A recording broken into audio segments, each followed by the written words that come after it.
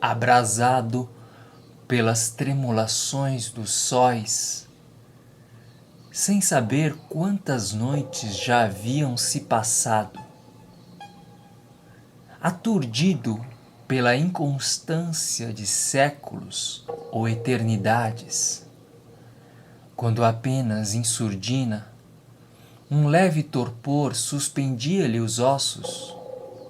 quando repentina e destemidamente ele retrocedia e avançava, envolvido pelas róseas nuvens saturninas, quando todas as mímicas soturnas e dissonantes se dissolviam em seu peito, quando todas as miríades de faíscas se estendiam novamente diante da sua lenta respiração, já que era provável o início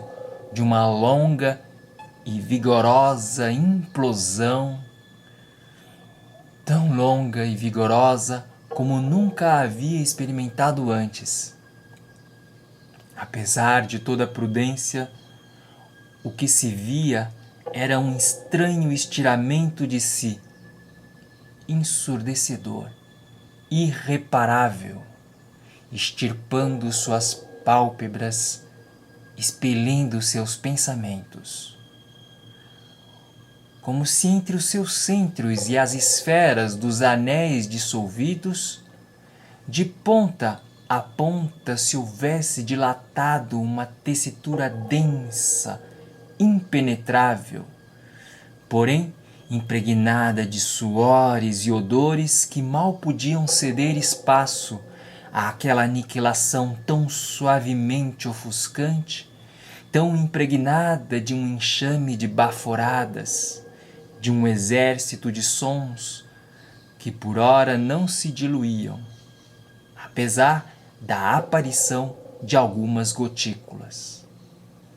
Uma vez que nesse infuso e corrosivo fenecimento nada lhe impedia de escorar-se no âmago de si,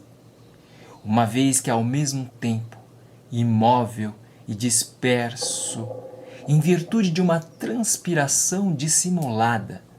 que mais parecia impossível de ser descrita na sua pérfida e túrgida inefabilidade. Tudo parecia se inebriar com o sangue do inferno, onde debaixo do leito dessas águas insanas cresciam diversas asas, tal como das aves de rapina, tão veludosas como estas que jamais se viram semelhantes, as quais, compondo-se com outras plumas e mandíbulas numa volumosa e difusa voluptuosidade, ora se comprimiam, ora se distendiam, nem havendo tão pouco repouso nesse insone noturno e inclemente respingar de cristais suspendidos um contra o outro, sem outra alternativa a não ser encerrando-se no fundo dos infinitos mundos possíveis e emergindo cada vez mais num desconcerto sincopado, a atravessar intervalos e interstícios. Embora ainda se ignorasse o motivo desse retorno de si, sabendo-se que cada volta em torno do círculo suscitava algo de irremediável, e contudo ressentia-se que nada mais permaneceria, pois que cada astro se refletia e se retorcia como uma serpente de anéis de aço, pouco a pouco se enrodilhando em sua própria cauda, numa absoluta e insípida desaparição, pois que longe de se desprender das órbitas e dos vértices, era mais provável que um perigo iminente destroçasse todos os seus órgãos,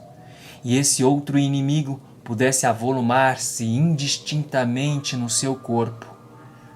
e essa outra desmesura pudesse incendiar-lhe o sono, contraindo-lhe as gengivas e constrangendo-lhe os nervos,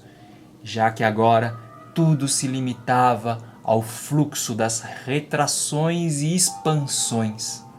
sem que nenhuma parte viesse por si desfigurada. E contudo,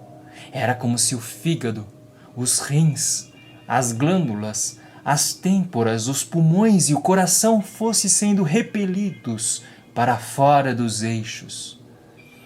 Como se num rabisco de contrastes cada parte escorresse para além do seu contorno, uma vez que era preciso mover-se e evadir-se ao limite da sombra, após o deslizar de cada instante, após a incansável trepidação. Como se nunca houvesse pausa de um ponto a outro para se vislumbrar o porvir da consumação. Embora fossem quase invisíveis os corpúsculos na sua lívida transparência, as intrépidas manchas forçadas a transmigrar na marcha da destemperança, pois que nem ele mesmo ainda estivera consciente dessa coisa que à primeira vista se alongava numa espécie de intumescência silenciosa e displicente, onde seu cérebro parecia se petrificar no meio dos insígnes túmulos, quase a ponto de se afogar num pântano abissal de raízes e plantas aveludadas, sem que fosse deixado um rastro após, pois somente assim crescia a sua ruminação às avessas, a sua despovoação entre os astros insubordinados, a sua língua se erguendo e distendendo-se sob o peso daquela vastidão inumana, pois aquilo que nele era mais profundo, titânico e aterrador se extravasava por meio dos fragmentos e dos presságios, como mastro singrando até as turbulências,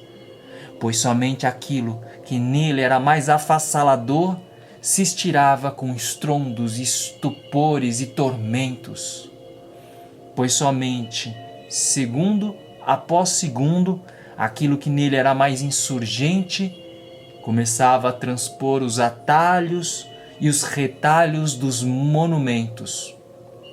onde até mesmo nessa finitude selvagem nada se deixava vislumbrar,